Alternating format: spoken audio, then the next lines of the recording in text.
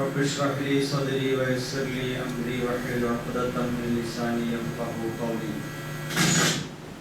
أعوذ بالله من الشيطان الرجيم.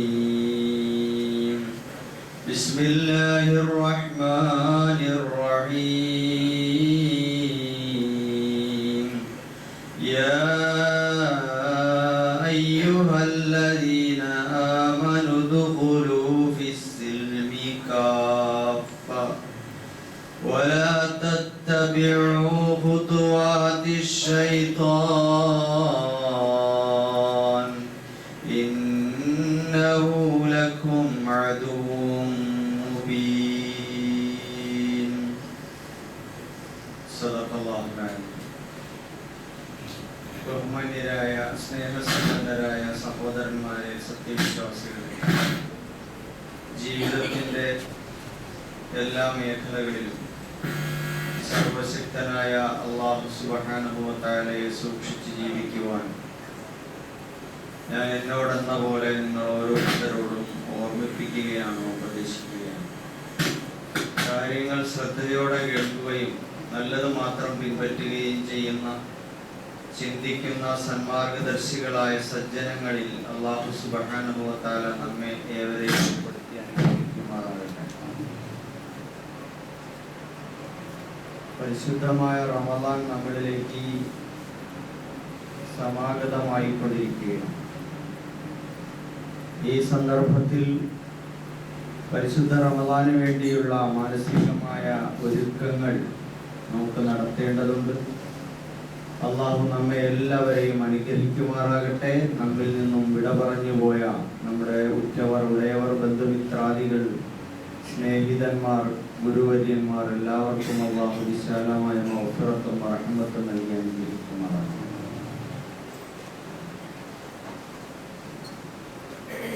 മഹാനായ പ്രവാചകൻ യൂസുഫ് നബി അലൈഹിസ്സലാം അഹ്സനുൽ ഖസസ്, ഏറ്റവും മനോഹരമായ ചരിത്രം എന്ന് ഖുർആൻ വിശേഷിപ്പിച്ച സംഭവ ബഹുലമായ ഒരു ജീവിതമാണ് യൂസുഫ് നബി അലൈഹിസ്സലാം. യൂസുഫ് നബി അലൈഹിസ്സലാം ഈജിപ്റ്റ് ഭരിച്ചിരുന്ന രാജാവിന്റെ കൊട്ടാരത്തിൽ എത്തിപ്പെട്ട സന്ദർഭം നമുക്കറിയാം. അവിടെ കഴിഞ്ഞുകൂടുന്ന കാലത്ത് രാജാവിന്റെ സുന്ദരിയായ ഭാര്യ യൂസുഫ് നബി അലൈഹിസ്സലാമിനെ പ്രലോഭിപ്പിച്ച് വശീകരിച്ച് അദ്ദേഹത്തെ കീഴടക്കി തന്റെ ഇംഗിതം പൂർത്തിയാക്കാനുള്ള ഒരു ശ്രമം നടത്തുന്നുണ്ട്. ഖുർആൻ അത് സൂചിപ്പിക്കുന്നു. ഒരു രാജാവിന്റെ, ഭരണാധികാരിയുടെ ഭാര്യ, സുരക്ഷിതമായ കൊട്ടാരം, അതേപോലെ തന്നെ കുറ്റങ്ങളിൽ നിന്നുള്ള പരിരക്ഷ, ഇങ്ങനെയുള്ള എല്ലാ അനുകൂലമായ ഘടകങ്ങൾ ഉണ്ടായിട്ടും യൂസുഫ് നബി അലൈഹിസ്സലാം അവിടെ നിന്ന് കുതറി മാറുകയാണ്. യൂസുഫ് നബി പറഞ്ഞ ആ പ്രതികരണങ്ങൾ ഖുർആൻ എടുത്തോടുന്നു. ഖാല മഅാദല്ലാഹ്. ഒരു യുവകോമള ജീവിതത്തിൽ അതിസുന്ദരിയായ ഒരു പെൺകുട്ടിയെ പ്രാപിക്കാൻ സുരക്ഷിതമായ ഒരു അവസ്ഥയുണ്ടാവുക എന്നത് ഏതൊരു ചെറുപ്പക്കാരനെയും പ്രലോഭിപ്പിക്കുന്ന കാര്യമാണ്.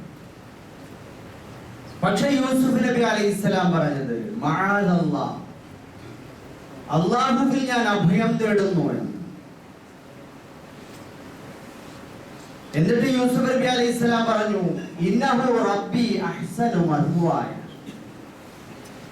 അവൻ എൻ്റെ റബ്ബാണ്, എൻ്റെ റബ്ബിന്റെ അടുക്കലാണ് എനിക്ക് ഏറ്റവും അതിമനോഹരമായ അഭയസ്ഥാനമുള്ളത്. അവനോട് ഞാൻ പിണങ്ങിയാൽ, അവനെ ഞാൻ ധിക്കരിച്ചാൽ എൻ്റെ അഭയ സങ്കേതം നഷ്ടപ്പെട്ടു പോകും. മറ്റൊരു പ്രതികരണം ഇങ്ങനെയായിരുന്നു, ഇന്നഹു ലാ യുഫ്ലിഹുൽ ളാലിമൂൻ. അള്ളാഹുവിന്റെ കൽപ്പനയ്ക്ക് എതിര് പ്രവർത്തിച്ചാൽ അത് അക്രമമായി പോകും. അക്രമികൾ ഒരിക്കലും വിജയിക്കുകയില്ല. മാത്രമല്ല അദ്ദേഹം ഈ വശീകരണത്തിൽ നിന്ന് രക്ഷപ്പെട്ട് വാതിലിന്റെ അടുക്കലേക്ക് രക്ഷയ്ക്ക് വേണ്ടി ഓടി കുതറി മാറുന്ന അവസ്ഥയും ഖുർആൻ പറയും. അപ്പൊ ഈ പ്രയോഗങ്ങളിലൂടെ സുരക്ഷിതമായി ആരും അറിയാതെ ചെയ്യാൻ പറ്റുന്ന ഏറ്റവും മനോഹരവും സുഖകരവുമായ ഒരു തെറ്റ്, അതിൽ നിന്ന് അള്ളാഹുവിൽ അഭയം പ്രാപിച്ചുകൊണ്ട് അവനോട് കാവൽ ചോദിച്ചുകൊണ്ട് ഓടിക്കുതിച്ചു മാറാൻ ശ്രമിക്കുന്ന യൂസുഫ് അലൈഹിസ്സലാമിനെ നമുക്ക് അവിടെ കാണാം. യൂസുഫ് നബി അലൈഹിസ്സലാമിന്റെ ഈ പറഞ്ഞ സംഭവത്തിന് മുമ്പും പിമ്പുമുള്ള ചരിത്രം വളരെ വിശാലമാണ്. ഇതൊക്കെ അള്ളാഹു നമുക്ക് ഓടിത്തരുന്നത് നമുക്ക് പാഠമാവാനാണ്.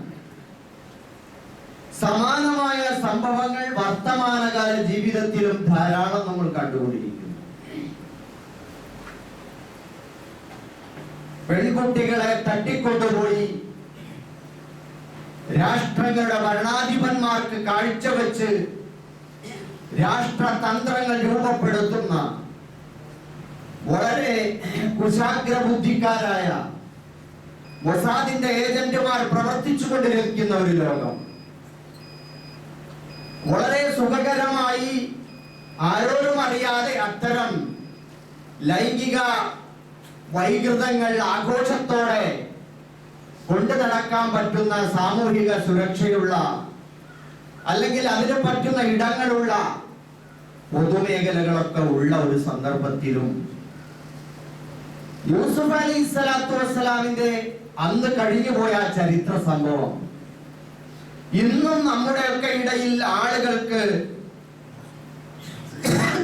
പലപ്പോഴും നല്ല അനുഭവങ്ങളായി അതേപോലുള്ള ചരിത്രങ്ങൾ ആവർത്തിക്കുന്ന ഒരുപാട് ചെറുപ്പക്കാരെ നമുക്ക് കാണാനും കേൾക്കാനും കഴിയുന്നുണ്ട് എന്നത് വളരെ സന്തോഷകരമാണ്. അല്ലാഹു എല്ലാവരുടെ ഈമാനിന് ശക്തി നൽകുമാണ്.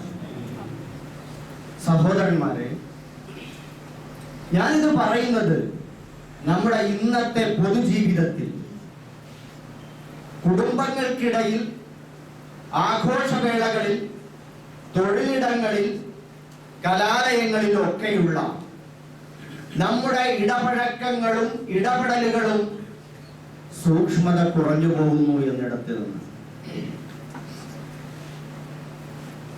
കല്യാണ വീടുകളിൽ എത്തുമ്പോൾ ഏതോ ബന്ധുക്കളും പരിചയക്കാരും പണ്ട് കൂടെ പഠിച്ച ക്ലാസ്മേറ്റുകളും അല്ലെങ്കിൽ സഹപ്രവർത്തകരും ആണും പെണ്ണും പരസ്പരം കൈകൊടുക്കുകയും തോളിൽ തട്ടുകയും കൂടെ നിന്ന് ഫോട്ടോയ്ക്ക് പോസ് ചെയ്യുകയും ഒരുമിച്ചിരിക്കുകയും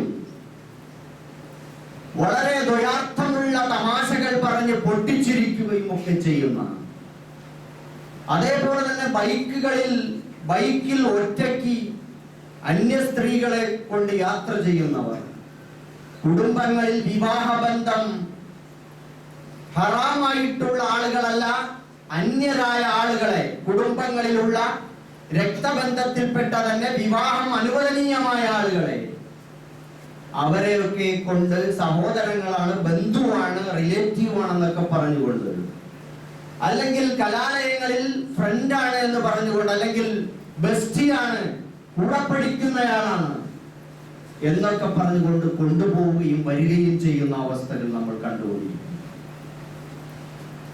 ഷേഖ് ഹാൻഡ് കൊടുക്കൽ ഒരു പ്രശ്നമേ അല്ലാതായി മാറുന്നു. തോളിൽ തട്ടുകയും തലോടുകയും കൂടെ നിൽക്കുകയും ചെയ്യുന്ന അവസ്ഥകൾ. സഹോദരന്മാരെ, വളരെയേറെ നമ്മുടെയൊക്കെ ഈ ആൺ പെൺ സൗഹൃദ സമ്പർക്കങ്ങളിൽ ഒരുപാട് സൂക്ഷ്മത കുറഞ്ഞു പോയിരിക്കുന്നു. വളരെയേറെ ശ്രദ്ധിക്കേണ്ട ഒരു സന്ദർഭമാണ് നമ്മൾ കടന്നു പോകുന്നത്. ഇതിന്റെയൊക്കെ പ്രത്യാഘാതങ്ങളും നമ്മൾ അനുഭവിക്കുന്നുണ്ട്. ഞങ്ങളുടെ കൂട്ടുകാരല്ലേ, കൂടെ പഠിക്കുന്നയാളല്ലേ, കൂടെ ജോലി ചെയ്യുന്നയാളല്ലേ, ഞങ്ങൾ അയൽക്കാരല്ലേ, ഞങ്ങൾ സഹോദരങ്ങളെ പോലെയാണ്, നിങ്ങൾക്ക് എന്തോ പ്രശ്നമുണ്ട് നിങ്ങൾ അങ്ങനെ ഉപദേശിക്കുന്നു എന്ന് തിരിച്ചു പറയുന്ന ആളുകളുണ്ട്. അല്ല, നമ്മളിപ്പോഴും ഇങ്ങനെയൊക്കെ ഈ പഴയ ചിന്ത കൊണ്ട് നടക്കണമോ എന്ന് ചോദിക്കുന്നവരുണ്ട്. 6-ാം നൂറ്റാണ്ടിൽ നിന്ന് ഇതുവരെയും ബസ് കിട്ടാത്തവരെന്ന് പുറത്തു നിന്ന് ആക്ഷേപിക്കുമ്പോൾ അകത്തു നിന്ന് നമ്മളും അതിൻ്റെയൊക്കെ പ്രതിഫലനങ്ങൾ എന്ന നിലയിൽ നമ്മളും സ്വയം ചോദിക്കുകയാണ്, നമ്മളൊക്കെ ഇങ്ങനെയൊക്കെ വേണോ? കുറച്ചുകൂടി ലിബറൽ ആയിക്കൂടെ? കുറച്ചുകൂടി ഇടപഴകി ചേർന്ന് നിന്നുകൂടെ? ഇതൊക്കെ മതത്തിന്റെ അത്തരത്തിലുള്ള ഈ സൗഹൃദങ്ങളെ തടഞ്ഞു വെക്കുന്ന, ഈ പുരോഗമനപരമല്ലാത്ത അത്തരത്തിലുള്ള ഇടപെടലുകൾ നമുക്ക് വേണോ? വിദ്യാഭ്യാസമുള്ള പുതിയ ആധുനികമായ ഈ ലോകത്ത് നമുക്കിതൊക്കെ വേണമോ എന്ന് ചോദിക്കുന്ന സഹോദരങ്ങൾ ധാരാളമാണ്. ഒരു കാര്യം മനസ്സിലാക്കണം, പരിശുദ്ധ ഖുർആൻ അല്ലാഹു സുബ്ഹാനഹു വ തആലയുടെ വാക്കുകളാണ്. റസൂലുള്ളാഹി സ്വല്ലല്ലാഹു അലൈഹി വസല്ലം അതിനെ നമുക്ക് വിശദമായി പ്രയോഗവൽക്കരിച്ചു തന്നിട്ടുണ്ട്. പോരാത്തതിന് ഇമാമിങ്ങളും വേണ്ടുവോളം വിശദീകരിച്ചു തന്നിട്ടുണ്ട്. ഇസ്ലാമിൽ പ്രമാണമായ ഒരു കാര്യത്തെ മറികടക്കാൻ നമുക്ക് ആർക്കും അനുവാദമില്ല.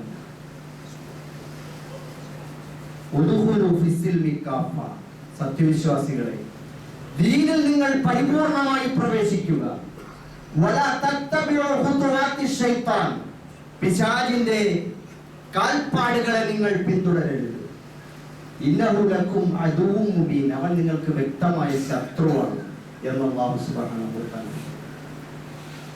അപ്പോൾ പൈശാചികമായ തോന്നലുകൾ നമ്മളിൽ പ്രവർത്തിക്കുകയാണ്. നമ്മൾ അത്തരത്തിലുള്ള താല്പര്യങ്ങൾ കൊണ്ട് നടക്കുന്നതിലൂടെ ഇസ്ലാമിനെ നമ്മൾ ഭാഗികമായിട്ടാണ് നമ്മൾ പിൻപറ്റുന്നത്. റമദാൻ വരുമ്പോൾ നോമ്പിലും നമസ്കാരത്തിലും ജുമായിലും ഒക്കെ നമ്മൾ പിന്തുടരുന്ന ഒരു ഇസ്ലാം. പക്ഷേ ഇത്തരത്തിലുള്ള സാമൂഹികമായ സമ്പർക്കങ്ങളിൽ, സ്ത്രീ പുരുഷ സമ്പർക്കങ്ങളിൽ, സൗഹൃദങ്ങളിൽ അവിടെ നമുക്ക് അതിർവരമ്പുകളില്ല, സൂക്ഷ്മതയില്ല. പിന്നീട് വമ്പിച്ച പ്രത്യാഘാതങ്ങൾ ഉണ്ടാവുകയാണ്, കുടുംബ പ്രശ്നങ്ങൾ ഉണ്ടാവുകയാണ്. നമ്മുടെയൊക്കെ സ്കൂളുകളിൽ പണ്ട് പഠിച്ചു പോയവർ, കലാലയങ്ങളിൽ പഠിച്ചു പോയവർ, പിന്നീട് അവർ അലുമിനി അസോസിയേഷൻ എന്ന പേരിൽ അല്ലെങ്കിൽ പഴയകാല സൗഹൃദത്തിന്റെ ഗെറ്റ് ടുഗദറുകൾ, കൂടിക്കാഴ്ചകൾ നടത്താറുണ്ട്. പിന്നീട് അന്നത്തെ എല്ലാ പഴയകാല ജാഹിലിയത്തിന്റെ മധുവൂറുന്ന അനുഭവങ്ങളും ഒക്കെ അയവിറക്കി പിന്നീട് വലിയ വലിയ സൗഹൃദങ്ങൾ സ്ഥാപിച്ച് കുടുംബത്തോട് തന്നെ, സ്വന്തം ജീവിത പങ്കാളിയോട് തന്നെ അകന്നുപോയ ധാരാളം സംഭവങ്ങളുണ്ട്. സഹോദരങ്ങളെ, അതുകൊണ്ട് അള്ളാഹു പറഞ്ഞിടത്ത് നിൽക്കുക എന്നതാണ് നമ്മുടെ ബാധ്യത. ആൺ പെൺ സൗഹൃദങ്ങളിൽ ഖുർആൻ പറഞ്ഞത് എന്താണ്? പരിശുദ്ധ ഖുർആനിൽ 3-4 സ്ഥലങ്ങളിൽ വിശദമാക്കിയിട്ടുണ്ട്. അള്ളാഹു പറയുന്നുണ്ട്, യാ അയ്യുഹല്ലദീന ആമനു. അള്ളാഹു സുബ്ഹാനഹു വ തആല 2 തരത്തിലാണ് വിശദീകരിച്ചിട്ടുള്ളത്. ഒന്ന്, വിവാഹബന്ധം ഹറാമായ സ്ത്രീകൾ, പുരുഷന്മാർക്കാണെങ്കിൽ, സ്ത്രീകൾക്കാണെങ്കിൽ വിവാഹബന്ധം ഹറാമായ പുരുഷൻ. മറ്റൊന്ന്, വിവാഹബന്ധം അനുവദനീയമായ ഹലാലായിട്ടുള്ള സ്ത്രീകൾ അല്ലെങ്കിൽ പുരുഷന്മാർ, അജ്നബി എന്ന് പറയും. അപ്പൊ മഹറമായ അജ്നബിയായ 2 തരം ആളുകളാണ് നമ്മുടെ സമൂഹത്തിലുള്ളത്. പരിശുദ്ധ ഖുർആൻ വ്യക്തമായി പറഞ്ഞു, ഹുർരിമത് അലൈക്കും ഉമ്മഹാത്തുക്കും. അല്ലാഹു നിങ്ങൾക്ക് വിവാഹം ഹറാമാക്കിയിരിക്കുകയാണ്. ഉമ്മഹാത്തുക്കും, നിങ്ങളുടെ ഉമ്മമാർ, മാതാക്കൾ, നിങ്ങളുടെ മാതാക്കൾ, നിങ്ങളുടെ മാതാക്കളുടെ മാതാക്കൾ, നിങ്ങളുടെ പിതാക്കളുടെ മാതാക്കൾ, ഈ ഉമ്മമാരെ എല്ലാം അവരൊക്കെ രക്തബന്ധുക്കളാണ്, നസബ പാടില്ല. വബനാത്തുക്കും, നിങ്ങളുടെ പെൺമക്കൾ, അവരെ വിവാഹം കഴിക്കാൻ പാടില്ല, അത് പവിത്രമായ ബന്ധമാണ്. വഅഖവാത്തുക്കും, നിങ്ങളുടെ സഹോദരിമാർ. വഅമ്മാത്തുക്കും, നിങ്ങളുടെ പിതാവിന്റെ സഹോദരിമാർ, വഖാലാത്തുക്കും നിങ്ങളുടെ മാതാവിന്റെ സഹോദരിമാർ, വബനാത്തുൽ അഖി വബനാത്തുൽ ഉഖ്തി നിങ്ങളുടെ സഹോദരന്റെ പെൺമക്കൾ, അതുപോലെ സഹോദരിയുടെ പെൺമക്കൾ, ഇവരുടെയൊക്കെ അങ്ങോട്ട് പോയിട്ടുള്ള മക്കൾ, പേരമക്കളൊക്കെ. ഇതെല്ലാം നിങ്ങൾക്ക് പവിത്രമായ രക്തബന്ധങ്ങളാണ്. അവരോട് നിങ്ങൾക്ക് അന്യ സ്ത്രീ പുരുഷന്മാരോടുള്ളതുപോലെ നിങ്ങളും അവരും തമ്മിലുള്ള ഒരു വലിയ അകൽച്ച ആവശ്യമില്ല. മാന്യമായ സൗഹൃദങ്ങൾ, ആരോഗ്യകരമായ സൗഹൃദങ്ങൾ ആവാം. എന്നാൽ ഇവരല്ലാത്ത മറ്റു ചിലരുണ്ട്. അതേപോലെ തന്നെ വീണ്ടും ഖുർആൻ പറയുന്നുണ്ട്, മുലകുടി ബന്ധത്തിലൂടെയുള്ള ആളുകൾ.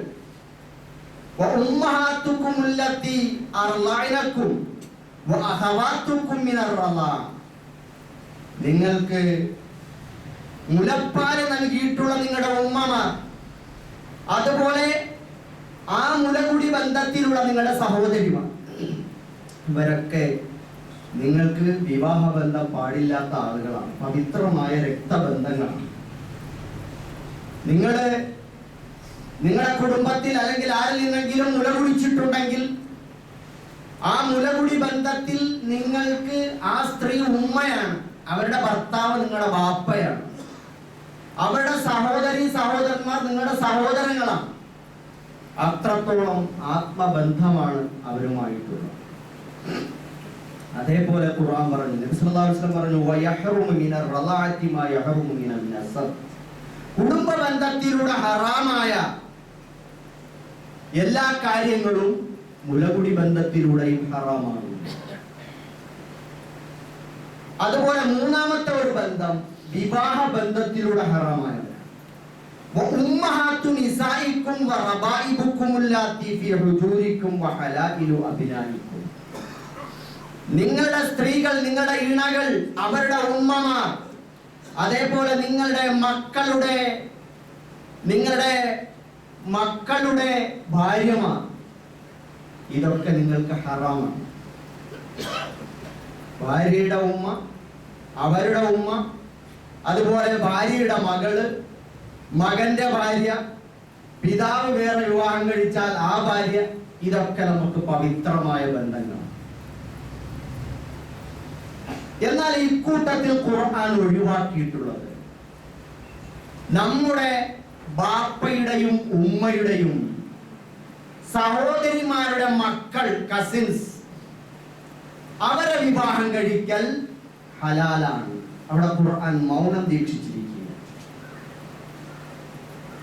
അത് ഹലാലാണ് എന്ന് നബി സല്ലല്ലാഹു അലൈഹി വസല്ലം നമുക്ക് വിശദീകരിച്ചു തന്നിട്ടുണ്ട്, ഇമാമിങ്ങൾ വിശദീകരിച്ചു.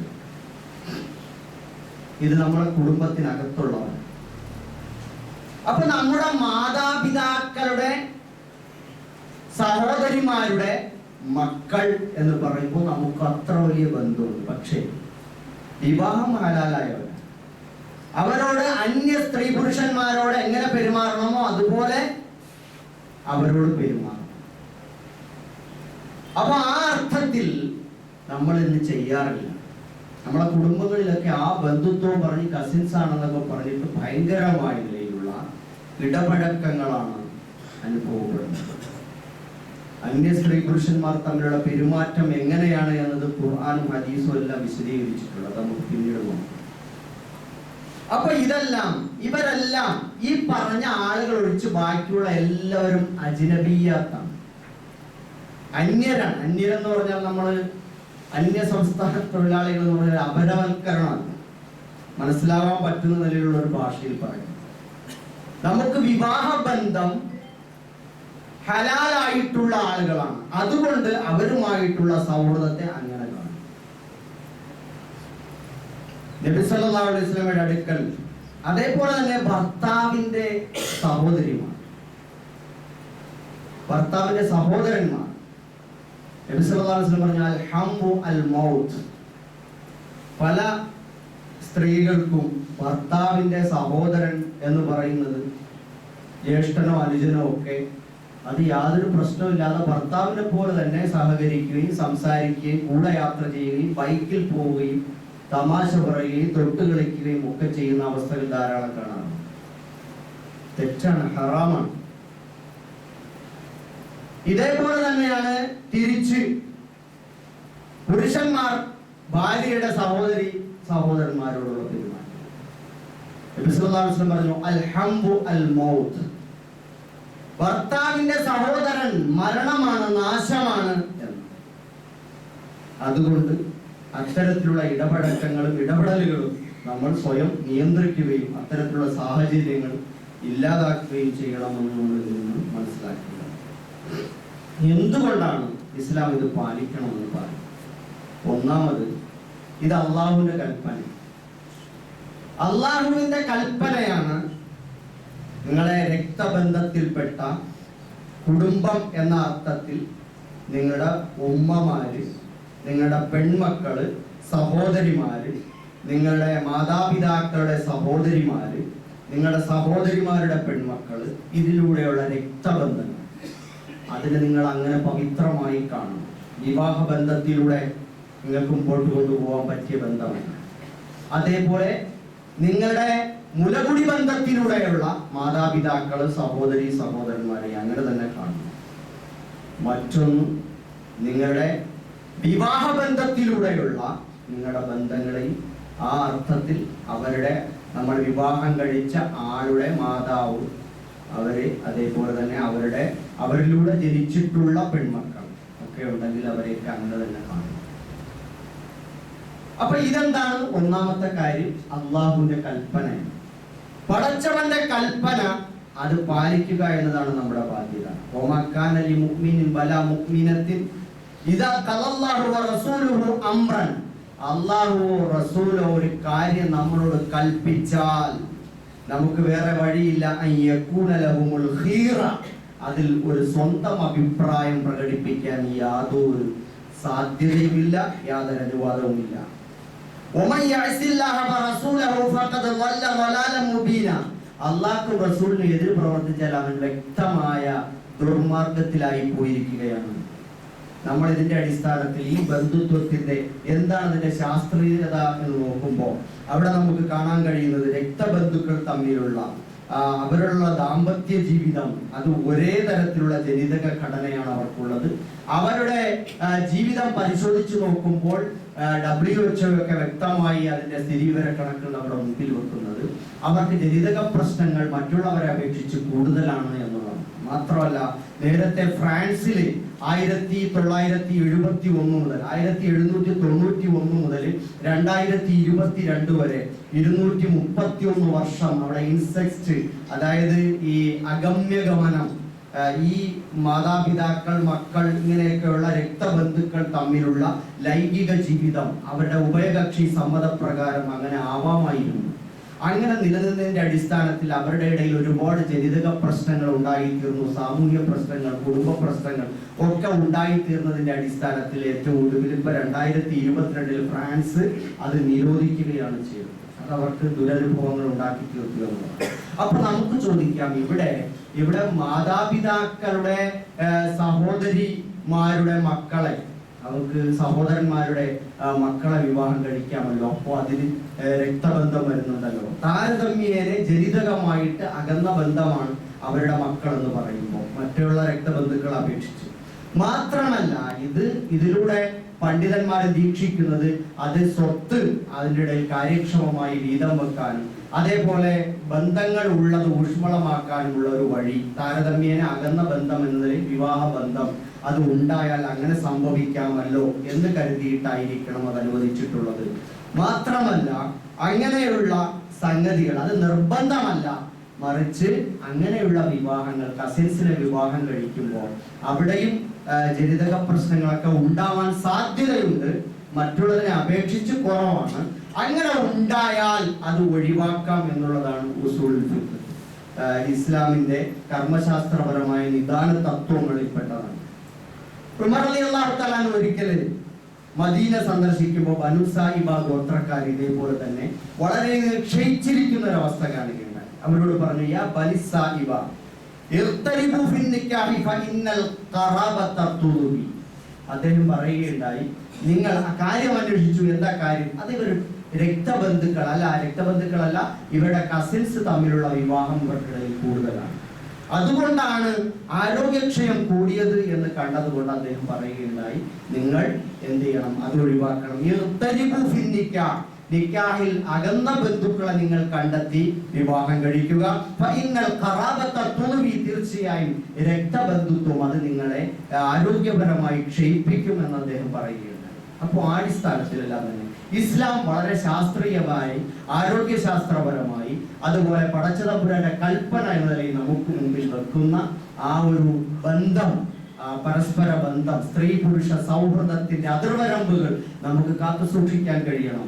അത് കാത്തു സൂക്ഷിക്കാതെയുള്ള പെരുമാറ്റങ്ങൾ, നോട്ടം, ഇടപെടലുകൾ, ശാരീരികമായ സ്പർശനങ്ങൾ, അല്ലെങ്കിൽ യാത്ര, ഒറ്റപ്പെടൽ, ഇതെല്ലാം തന്നെ നമ്മൾ കൂടുതൽ ശ്രദ്ധിക്കേണ്ടതുണ്ട്. അല്ലാഹു സുബ്ഹാനഹു വ തആല നാം ഏവരെയും അനുഗ്രഹിക്കുമാറാകട്ടെ. റബ്ബനാ തഖബ്ബൽ മിന്നാ ഇന്നക അൻതസ് സമീഉൽ അലീം വതുബ് അലൈനാ